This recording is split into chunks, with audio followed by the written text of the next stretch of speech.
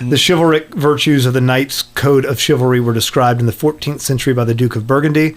The words he chose to use to describe the virtues that should be exhibited in the Knight's Code of Chivalry were as follows: faith, charity, justice, prudence, temperance, resolution, truth, liberality, diligence, hope, and valor.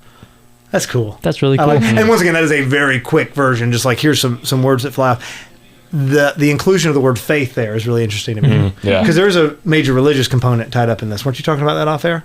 Yeah, no, especially with the Knights, like you were saying, the origins of it had a very big faith connection to it. And especially, I mean, like that video shows, conservative women, and specifically ones who are religious, which is, I'd say, the majority.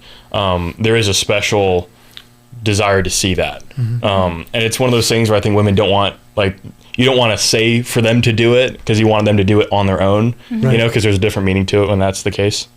So I bring this. Oh, sorry, what were we going to say? No, you go ahead. I'll follow. Well, I was just going to say, I bring this up fairly regularly on the show, but one of my favorite assignments that I do is I give my 11th grade theology of the body class. They're supposed to make a list of 10 attributes that they find attractive and unattractive, non-physical attributes in members of the opposite sex.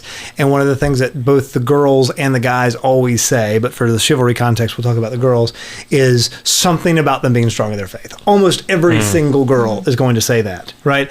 Because they do realize that standing for something is so good and so clearly missing in our society. Literally anything, really. That sense of an identity rooted in something above and beyond yourself, right, is something that is so attractive to both members, right, to guys and girls. But I think that we struggle with finding guys more than girls who exemplify that.